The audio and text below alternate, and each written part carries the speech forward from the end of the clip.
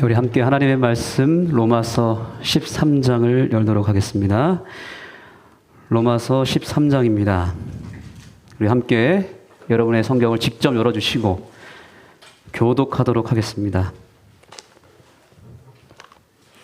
로마서 13장 1절부터 7절까지의 말씀을 제가 홀수절을 읽고 우리 성도님들께서 짝수절을 읽어주시면 되겠습니다. 로마서 13장 1절입니다. 각 사람은 위에 있는 권세들에게 굴복하라. 권세는 하나님께로 나지 않음이 없나니 모든 권세는 다 하나님의 정하신 바라. 그리스도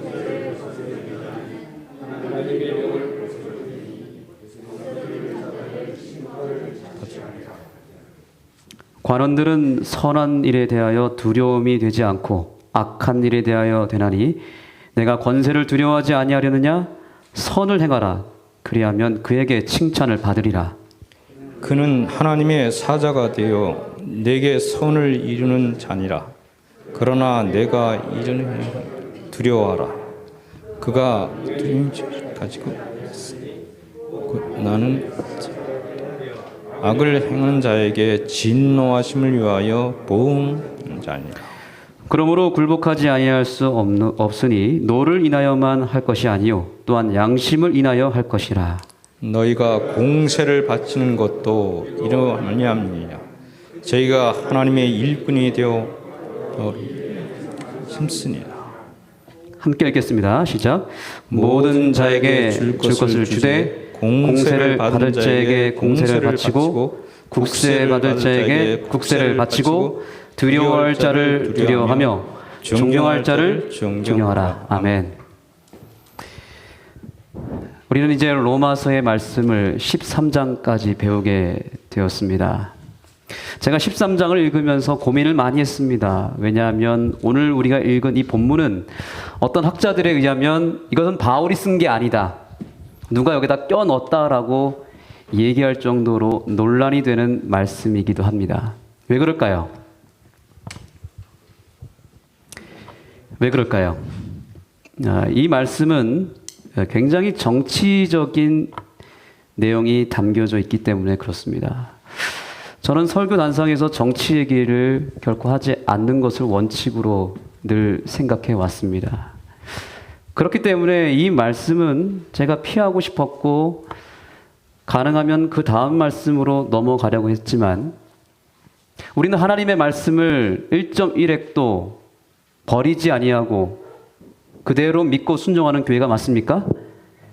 예, 그렇다면 이 로마서 13장 1절부터 7절까지의 말씀도 우리가 순종해야 될 말씀으로 받아들여야 되겠습니까? 예. 율법이라고 하는 것은 좋은 것입니다. 율법주의가 나쁜 것이죠. 그렇습니까? 복음은 좋은 거예요. 그러나 뭐가 나쁜 거예요? 복음주의가 나쁜 것입니다. 치우치면 그것이 죄이지 그 자체는 좋은 거라는 뜻입니다.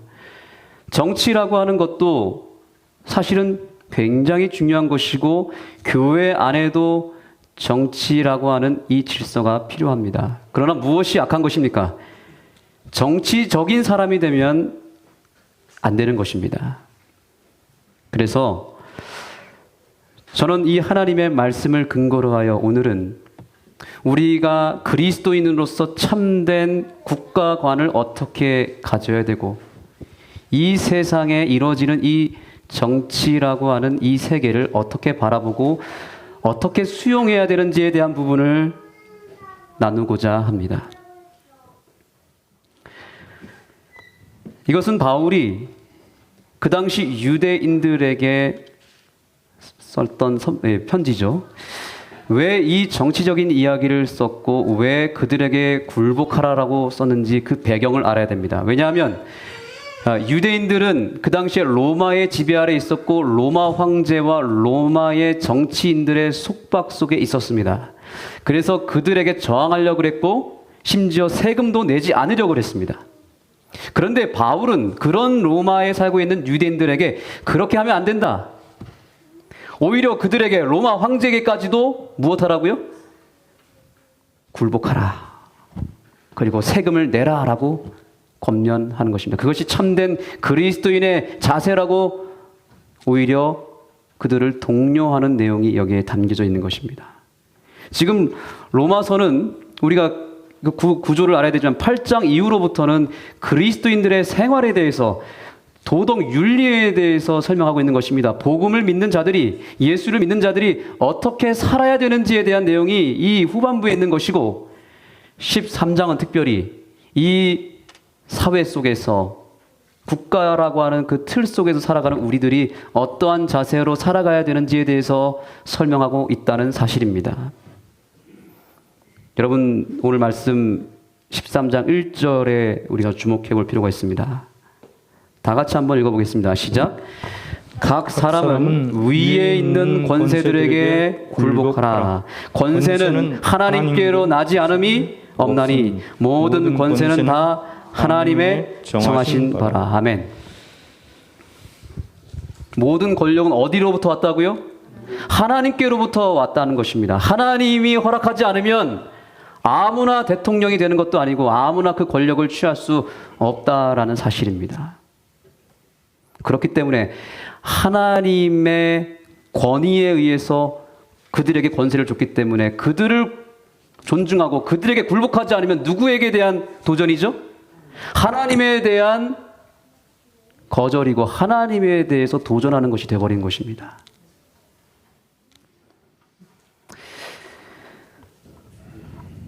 그 나라의 수준은 그 나라의 국민을 통해서 볼 수 있다고 합니다. 미국이라고 하는 나라가 대단한 이유가 무엇일까요? 그 나라는 대통령을 하나님 다음으로 여기는 나라예요. 취임할 때 찬송가를 부르고 취임을 합니다. 성경에 손을 얹고 하나님 앞에서 선서를 합니다. 그리고 우리 교회 베리블랙 목사님 아시죠? 미상원 원목이죠. 우리 재림교회의 목사님이십니다. 이 베리블랙 목사님과 같은 분들, 국가가 그 나라의 원목으로 담당 목회자로 세운 그 목회자의 기도를 통해서 그 나라를 통치합니다. 끊임없이 조찬 기도회를 통해서 목사님들의 말씀을 듣고 그 말씀에 근거해서 통치하려고 노력하는 나라가 바로 미국인 것입니다. 온 국민이 대통령을 위해서 기도하는 나라인 것입니다.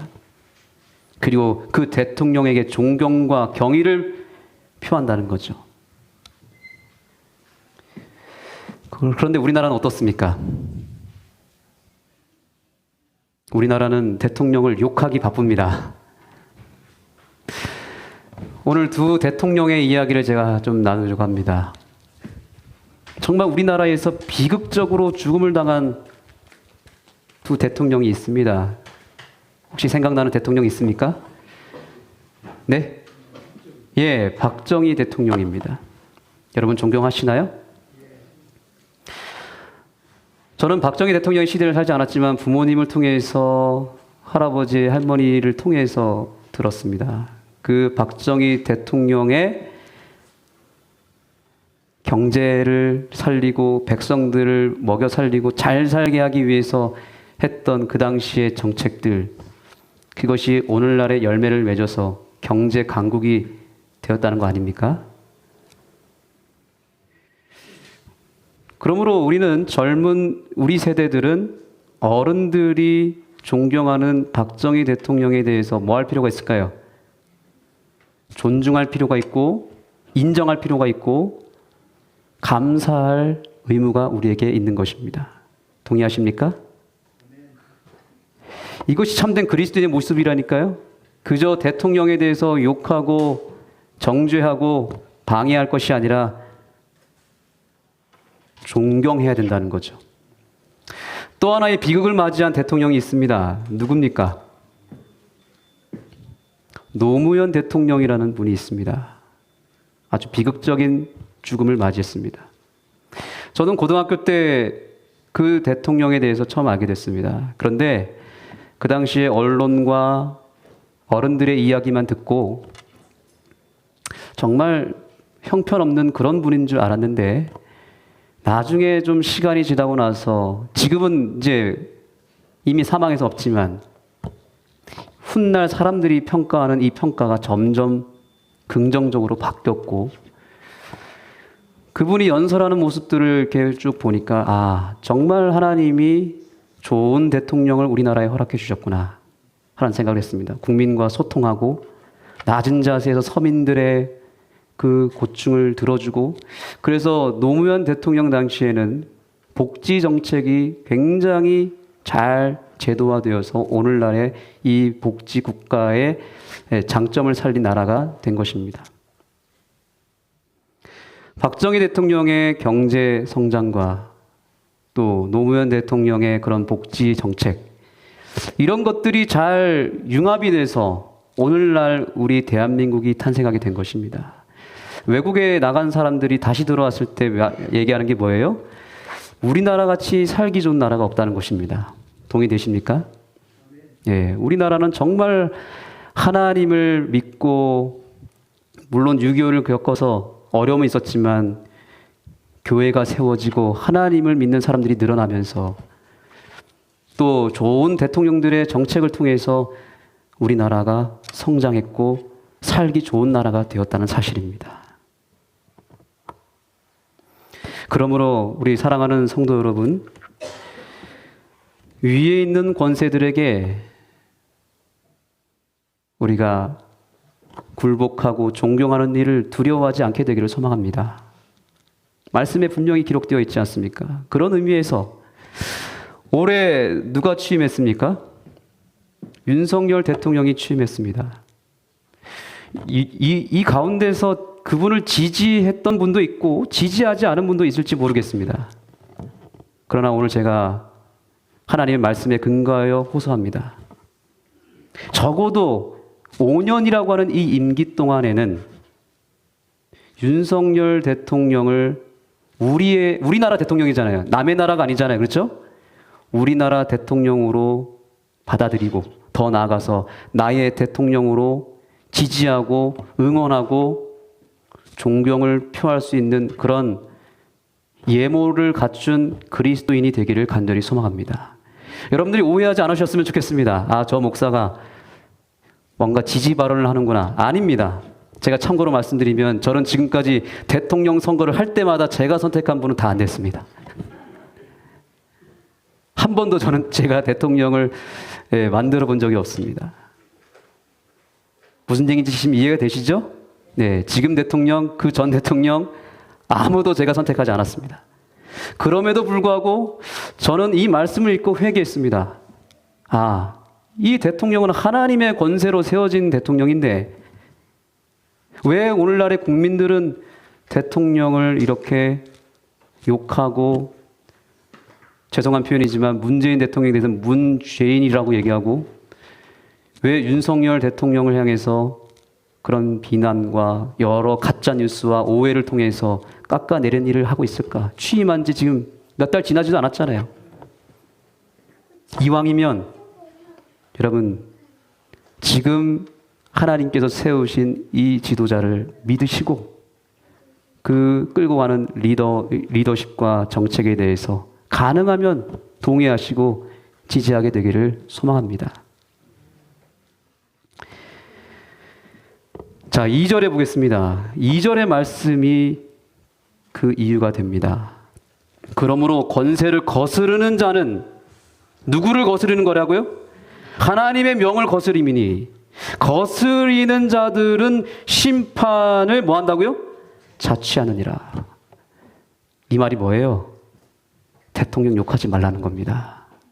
어떤 일이 있어도. 우리나라 대통령이잖아요. 물론 하나님의 법에 벗어나기 시작하면 우리가 생각을 달리해야 되지만, 그렇지 않다면 이 말씀의 근거로 하여서 절대로 우리나라 대통령, 우리 국민이 지지하지 않으면 누가 지지해 주겠습니까? 다른 나라 일본 사람들이 좋아해 줄까요? 아닙니다. 우리나라 대통령은 우리나라 국민이 지지해 줘야만 힘을 얻는 것이죠. 거스르면 자꾸 욕하고 반대하고 비난하고 그렇게 거스르는 일을 하게 되면 오히려 하나님께로부터 심판을 받게 된다는 것입니다. 왜냐하면 하나님의 권세를 거스르는 것이니까요. 근데 우리나라는 지금 많이 바뀌어야 되는 게 뭐냐면 그렇게 하나님이 세워준 지도자를 자꾸 뭐 하려고 그래요? 끌어내리려고 그래요. 탄핵하려고 합니다. 저는 박근혜 대통령 탄핵할 때에도 저는 속으로 분명히 저는 생각했습니다. 분명히 저건 심판받는다. 왜요? 하나님이 세워준 권세인데 사람이 감히 끌어내리려고 했다는 거죠. 저는 분명히 역풍을 맞을 거라고 저는 생각을 했습니다. 그 결과가 분명히 나타날 것입니다. 이미 나타나고 있고요. 하나님이 심판하실 것입니다. 만약에 우리의 지도자가 잘못하면 하나님이 심판하실 것이고 하나님이 끌어내실 것입니다. 인간의 힘으로 내려서는 안 된다는 거죠. 절대로 우리는 그러한 일에 동조하거나 그런 시위를 가거나 끌어내리는 일에 동조하면 안 되겠습니다. 이것은 하나님의 질서를 무너뜨리는 것입니다. 이것은 국가에서뿐만이 아니라 교회에서도 마찬가지입니다. 이런 교회가 있습니다. 여러분 부족하지만 여기 서 있는 이 목사도 누가 세웠습니까? 누가 보냈습니까? 하나님이 세우신 것입니다. 그런데 우리 교회 이야기는 아니지만 어떤 교회는 목사가 마음에 들지 않다고 1년이 지났는데 목사를 갈아치워 버립니다. 합회에 쳐들어가서 목사 바꿔라. 그런 교회가 있다는 것입니다. 잘한 거예요? 잘못한 거예요?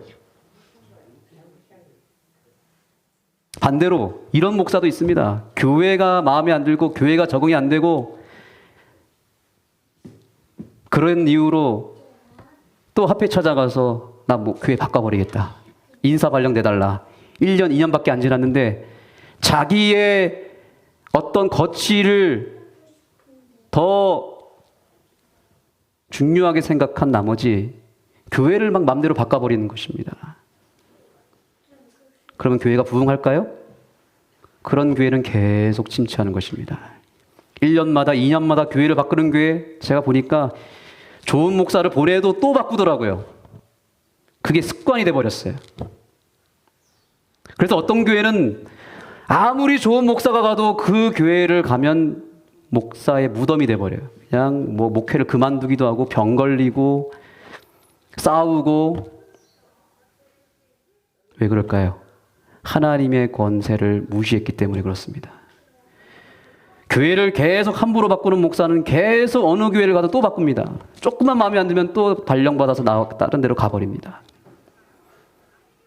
우리 오늘 약속했으면 좋겠습니다. 우리 아는교회 오는 목사는 절대로 그런 일을 하지 않게 되기를 우리 서로 약속했으면 좋겠습니다.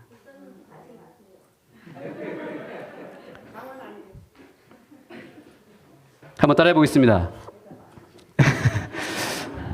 네, 알겠습니다. 한번 따라해 보겠습니다. 좋은 목사는 좋은 교회가 만든다. 좋은 교회는 좋은 목사가 만든다. 동의되십니까? 제가 아는 교회 와서 곰곰이 생각해 봤습니다. 제 목회 인생을 생각해 봤어요. 진짜 짧으면 3년, 길어 5년 있다가 이 바뀌는 이 인사이동 시스템 속에서 과연 나는 어떤 목회를 해야 될까?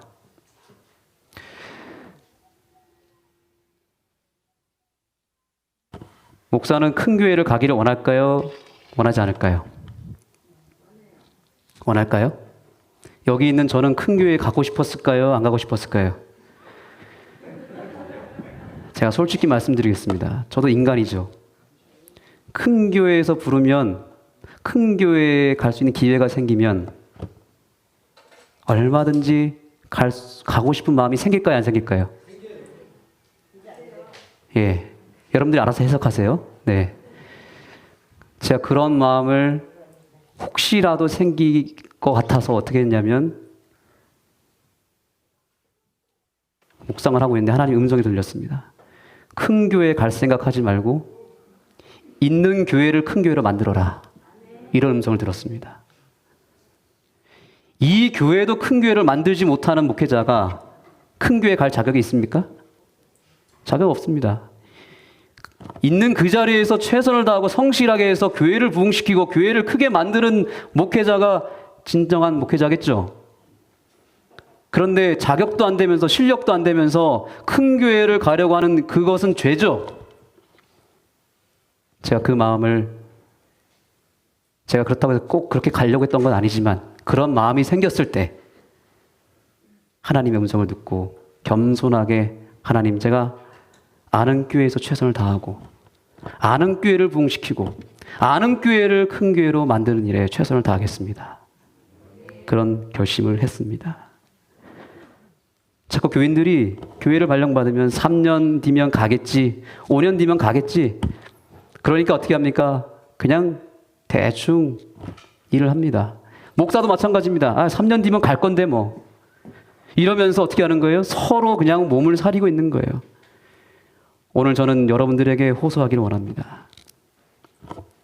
여기 있는 이 목사가 부족하지만 여러분의 마지막 목사다라고 생각하고 함께 힘을 내주셨으면 좋겠습니다. 저도 그런 마음으로 아는 교회가 내 목회 인생의 마지막 교회라고 생각을 하고, 그게 몇 년 있을지 저는 모르겠어요. 그러나 있는 동안에 이 교회가 마지막이다 생각하고 이 교회에서 내가 뼈를 묻고 이 교회에 올인하겠다는 마음을 가지고 열심히 목회를 해보겠습니다.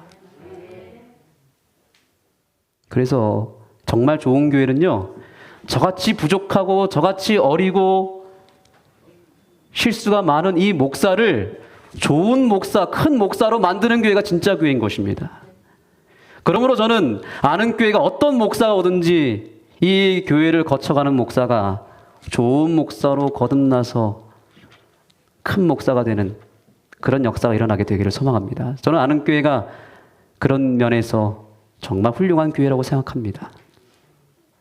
제가 5년 정도 있었지만 앞으로 몇 년 더 있을지 모르겠지만 앞으로 오는 목사님들은 적어도 5년 이상은, 그죠? 이 교회에서 행복한 목회를 할 수 있는 교회가 됐기 때문에 여러분의 그러한 지경을, 여러분의 이 교회의 그릇을 계속해서 넓혀 나가게 되기를 간절히 소망합니다. 그래서 이 교회가 참으로 하나님 보시기에 큰 교회가 되고 세상 사람들 보기에도 위대한 교회가 되기를 간절히 호소합니다.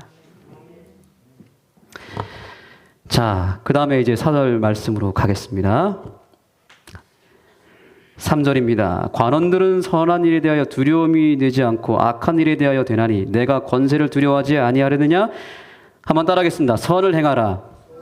그리하면 그에게 칭찬을 받으리라. 무엇을 행하라고요? 선을 행하라는 것입니다. 누구한테요? 국가 지도자에게, 이 지역 지도자에게 선을 행하라. 이 말이 뭡니까? 열심히 그들을 도와주라 이 말입니다.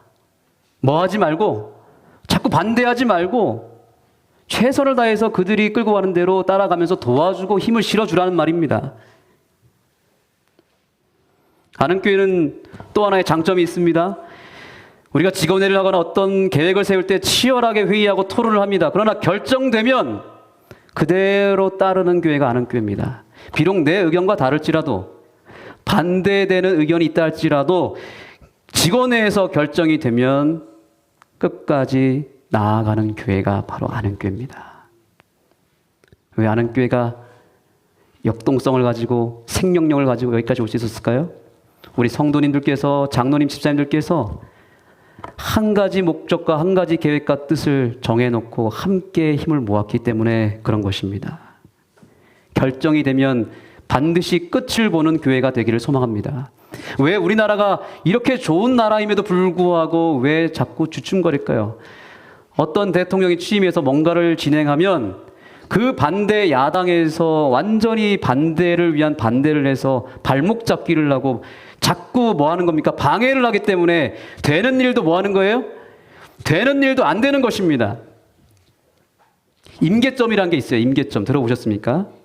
어느 수준에 이르러서 임계점의 수준에 이르게 되면 그 수준을 통과하는 순간 성과가 나타난다는 게 임계점이죠. 그래서 물을 끓일 때도 몇 도씨예요? 100도씨가 될 때까지는 물이 끓지 않아요. 그러나 100도를 넘어가는 순간 뭐 하는 거예요? 물이 끓기 시작하는 것입니다. 하나님의 사업과 어떤 일을 할 때도 마찬가지입니다. 인계점이라는 게 있습니다. 어떤 궤도에 올라갈 때까지 힘을 실어주고 그 궤도를 통과하게 되면 열매가 있는데 그 궤도에 오르기도 전에 뭐 하는 겁니까? 끌어내리기만 하는 것입니다. 반대만 하는 것입니다. 그러면 가보지도 못하고 열매가 사라지는 것이죠. 그래서 바울은 그렇게 로마의 속박 속에 살고 있는 유대인들에게 그렇게 하지 말라는 겁니다. 선을 행하라. 그들에게 최선을 다해서 일하고 그들을 지지하라는 것입니다.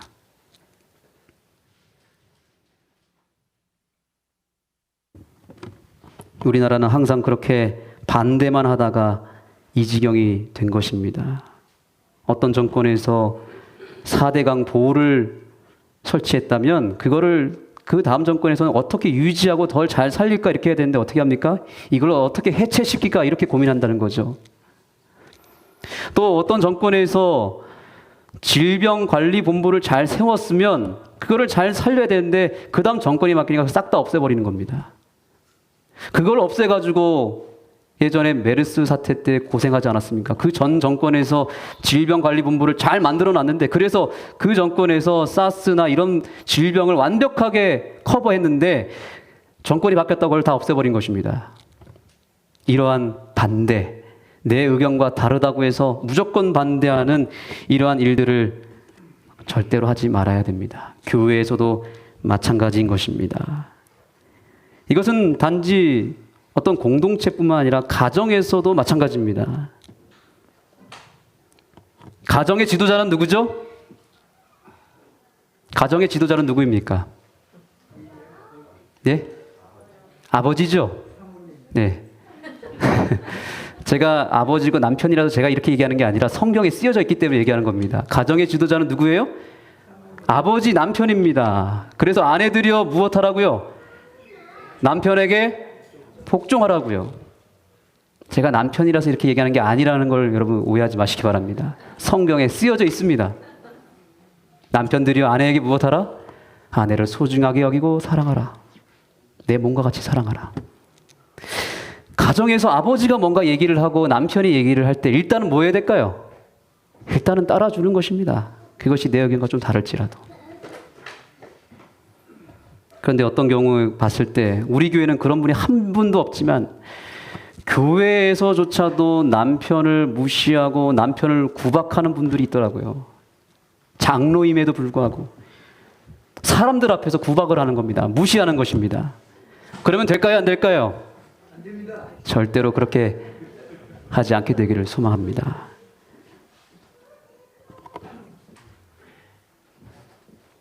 교회에서 여러분, 이 담임 목사가 뭔가 뜻을 가지고 뭔가 추진하려고 할 때 잘 되는 교회는 온 교인이 적극적으로 힘을 실어줍니다. 이것도 제가 목사라서 얘기하는 거 아닙니다. 그러나 그렇지 않은 교회는 계속 꼬투리를 잡고 트집을 잡고 그 목사가 잘못한 부분을 딱 잡아가지고 전체를 호도합니다. 이 목사는 아무것도 하는 게 없고 할 줄 아는 게 하나도 없다. 우리가 대통령도 그렇게 욕하잖아요. 다 망했다. 다 틀렸다. 다 실패했다. 아니라는 거죠. 잘한 것이 있다는 거죠. 잘못한 것과 잘한 것을 잘 구분해서 잘한 것에 대해서는 우리가 칭찬해 줄 수 있어야 되고요.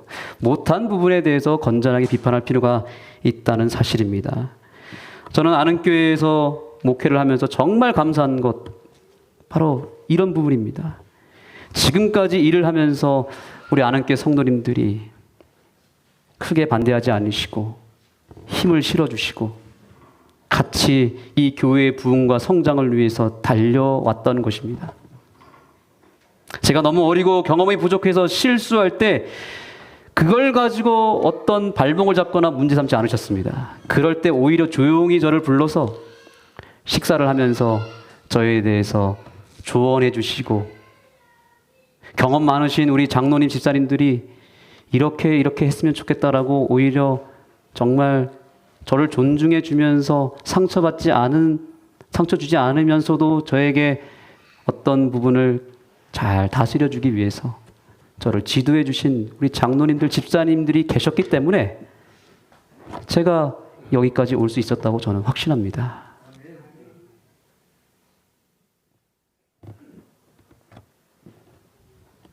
그러니 이러한 격려와 지지와 칭찬과 때로는 관리와 지도를 받은 제가 어떻게 우리 성도님들을 제가 사랑하지 않을 수 있겠습니까? 어떻게 이 교회를 평범하게 생각할 수 있겠습니까? 그래서 부족한 저지만 제 30대의 젊음을 이 교회를 위해서 가감없이 바치기를 원하는 것입니다. 조금도 아까워하지 않고 다 쏟아부어 보고 싶은 마음이 있는 것입니다. 저는 이 시간 이왕 이 이야기가 나왔으니 제가 한 가지 회개를 좀 하려고 합니다. 여러분 이 초청장 받으셨습니까? 이 초청장은 우리 교회 입당 예배 초청장입니다. 다 받아보셨죠? 다 갖고 계시죠? 혹시 여러분들 이거 받으셨을 때 좀 이상한 거 발견 못 하셨습니까? 잘 만들었습니까?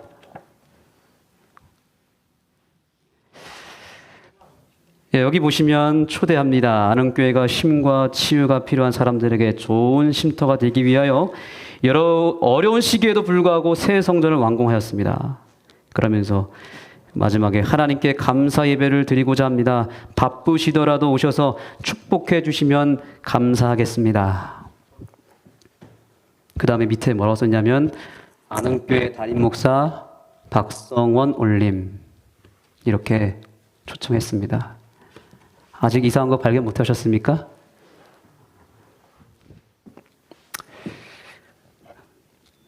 저를 너무나 아끼고 사랑하는 한 분이 저에게 전화를 주셨습니다. 목사님, 이 초대장에 아는교회 1동 이렇게 들어가야 되는 게 맞지 않겠습니까? 네. 제가 그 순간에 마음에 뜨끔했습니다. 왜냐하면 제가 사실 그때 바로 말씀드렸어요. 네. 제가 솔직하게 제가 말씀드리면 이때 이 입당 예배 때 정말 정신없는 그런 모든 일들이 몰려오고 바쁜 가운데서 초대장도 만들기가 너무 시간이 없어서 최근에 입당 예배한 교회 거를 보고 거의 그대로 따라했습니다. 거기에 그렇게 되어 있어서 썼다라고 제가 사실 어쩌면 불러댄 거죠. 제가 어떤 의도성을 가지고 제 이름만 넣은 것은 아닙니다. 이렇게 핑계는 됐지만 제가 미국 가운데 있는 동안에 마음속 깊은 곳에 찔림이 있었습니다. 나보다 훨씬 더 교회를 위해서 기도하시고 헌신하신 교인들이 계신데 이 초대장에 누구 이름만 올렸습니까? 예, 이 죄인 목사의 이름만 올린 것입니다. 제가 깊이 회개했습니다. 우리 성도님들의 그 고생한 것들을 생각할 때 여기 어쩌면 제 이름을 지우고 우리 아는교회 성도님들의 그 이름을 올렸어야 됐는데 제가 실수했습니다. 제가 이 시간을 통해서 공개적으로 회개합니다. 그리고 사과를 드립니다. 받아주시기 바랍니다.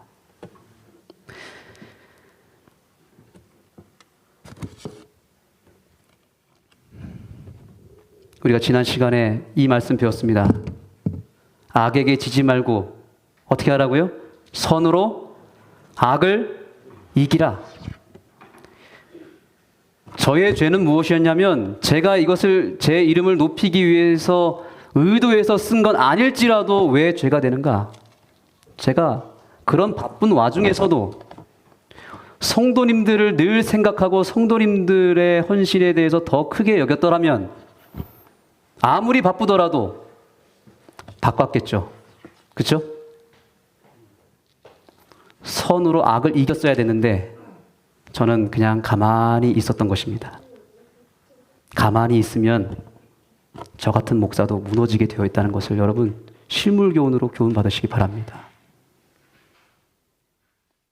따라해 보겠습니다. 가만히 있는 것도 죄다. 선을 행하지도 않고 악을 행하지도 않고 가만히 있는 게 뭐라고요? 죄예요. 왜 그럴까요?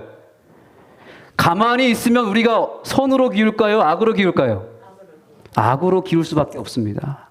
우리가 배를 놓아줘서 거슬러 올라간다고 생각해 보십시오. 가만히 있으면 어떻게 되죠? 위로 가나요? 아래로 가나요? 아니면 가만히 있나요? 아래로 떨어질 수밖에 없습니다. 우리는 지금 기울어진 운동장에 있는 것입니다. 거슬러 올라가야 됩니다. 그런데 가만히 있으면 어떻게 될까요? 나락으로 떨어지는 것입니다. 죄를 범할 수밖에 없고 악인이 될 수밖에 없는 것입니다. 그렇기 때문에 우리는 부단히 선을 통해서 악을 이기고 거슬러 올라가야 됩니다. 그 선은 누구라 그랬습니까? 예수 그리스도. 예수 그리스도라고 하는 그 선한 존재를 내 마음 가운데 끊임없이 반영하고 끊임없이 모시고 그분께서 주시는 힘을 가지고 매 순간을 살아가지 아니하면 우리는 나락으로 떨어질 수밖에 없고 넘어질 수밖에 없다는 사실을 기억하시기 바랍니다. 다윗이 그래서 무너지지 않았습니까? 옥상에 가만히 있었습니다. 그랬더니 밧세바가 눈에 보였습니다. 그래서 죄를 범한 것이죠. 넘어졌습니다.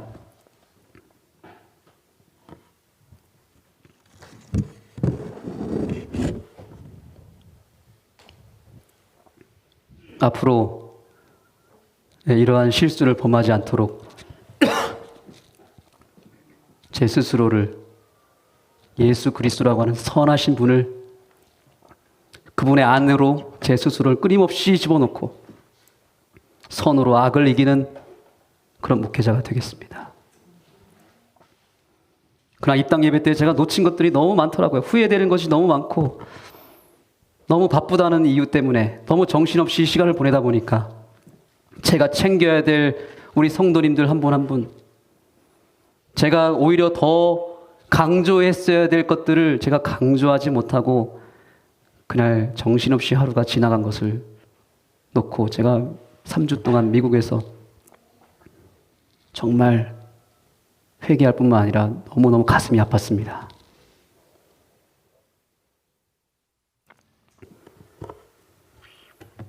여러분께서 저를 위해서 앞으로 계속 기도해 주시면 더할 나위 없이 감사하겠습니다. 오늘 본문의 말씀 로마서 13장 7절로 다시 가겠습니다. 로마서 13장 7절입니다. 모든 자에게 줄 것을 주되 공세를 받을 자에게 공세를 바치고 국세를 받을 자에게 국세를 바치고 두려워할 자를 두려워하며 존경할 자를 존경하라. 아멘.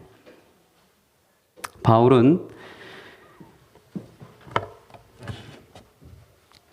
세금도 제대로 내라고 얘기하고 있습니다. 국가에 대해서 우리가 해야 될 의무가 있습니다. 우리는 대한민국이라고 하는 나라에 살고 있기 때문에 이 국가에서 부과하는 세금도 잘 내야 됩니다.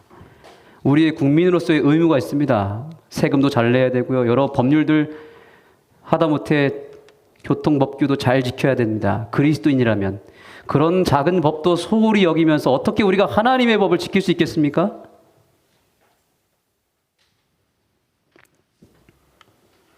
예수님을 시험하기 위해서 바리새인들이 한 데나리온을 가지고 와서 물어봤습니다. 가이사에게 세를 바치는 것이, 세금을 바치는 것이 가한 것입니까? 불가한 것입니까? 그랬습니다. 그때 예수님이 뭐라 그러셨죠? 가이사의 것은 가이사에게, 하나님의 것은 하나님에게 드리라 라고 얘기했습니다. 그러면서 예수님은 성전세를 내고 세금을 내셨던 분입니다. 그분이 왕이었음에도 불구하고 말입니다.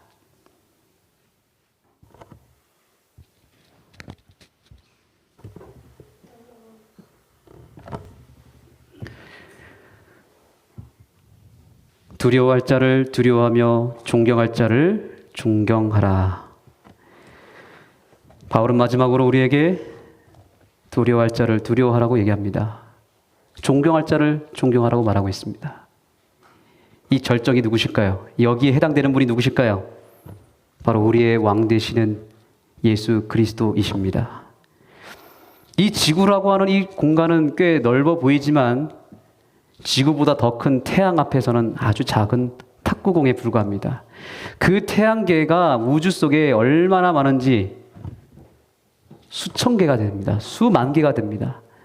소우주, 대우주로 들어가면 지구가 보일까요? 안 보일까요? 지구는 마치 어떤 학자가 이렇게 얘기했습니다. 대우주를 축구 경기장이라고 봤을 때 지구는 그 축구 경기장 안에 있는 작은 먼지털보다도 작다라고 얘기했습니다. 그러니까 이 지구가 얼마나 작습니까? 그렇죠? 보이지도 않습니다. 그런데 이 지구 안에 살고 있는 우리가 이 땅에서 싸우고 투쟁하는 여러 문제들, 지금 당하고 있는 이 문제들, 내가 지금 고민하고 있는 여러 가지 것들이 얼마나 작냐 이 말입니다. 온 우주를 통치하시는 하나님의 기준으로 봤을 때 우리가 지금 싸우고 있고 고민하는 문제들은 너무나 작기도 하고 거의 눈에 보이지도 않는 문제라는 사실이죠. 그러한 여러분들의 삶의 문제들을 우리의 우주의 통치자, 우리의 영원한 왕 되시는 예수님께 바치시기 바랍니다. 그러면 하나님께서 먼지보다도 더 작은 이 지구 속에 살아가고 있는 우리들을 책임져 주시고 우리를 통치해 주실 것입니다. 온 우주의 중심 속에서 전 세계를 다스리는 예수님을 나의 왕으로 모시는 이 시간이 되었으면 좋겠습니다. 오직 그분만 두려워하시고 그분만 존경하게 되기를 간절히 소망합니다.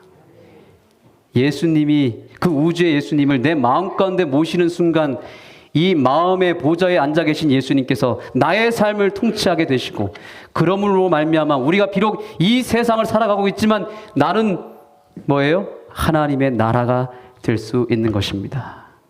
기억하시기 바랍니다. 우리가 대한민국의 국민이기 이전에 하늘의 시민이 되었음을 기억하시고 하나님의 통치 아래서 살게 되기를 간절히 소망하고, 그 하나님을 내 인생의 중심에 모셔서 내 인생이 하나님의 나라가 되기를 반드시 소망하시고 이루게 되기를 간절히 소망합니다. 찬양하겠습니다. 여러분의 성경입니다. 찬미 고개 들어 주를 맞이해 참여하겠습니다. 이 시간 우리의 왕이신 하나님을 영접하고 맞이해서 우리의 마음 가운데 모시고 내 인생이 진정한 하나님의 나라가 될 수 있도록 간구하시겠습니다. 찬미 49장입니다. 찬양합니다. 고개를 들어 주를 맞이합시다.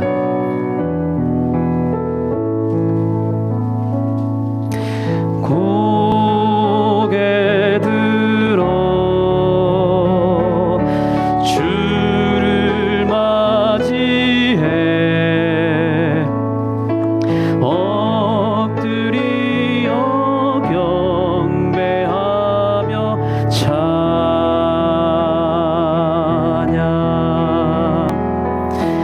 왕의 위엄을 신령과 진정으로 찬양하며 경배하며 왕께 입을 모아 주를 찬양해. 입을 모아 주를 찬미해 새 노래로 감사하며 찬양 주의 사랑과 구원의 그늘을 감사와 기쁨으로 영광 돌리세. 여러분 있는 자리에서 눈을 감으시겠습니다. 그리고 우리의 왕 되시는 우리 하나님, 우리를 통치하기를 원하시는 하나님, 그 하나님을 마음 가운데 깊이 깊이 모시기 바랍니다. 그리고 그분이 나를 통치하시고 그분이 우리 가정을 통치하고 그분이 우리 교회를 통치하고 그분이 이 나라를 통치할 수 있도록 그분을 왕으로 모시고 영접하시는 귀한 시간이 되기를 원합니다. 기도하시겠습니다. 개인 기도하겠습니다.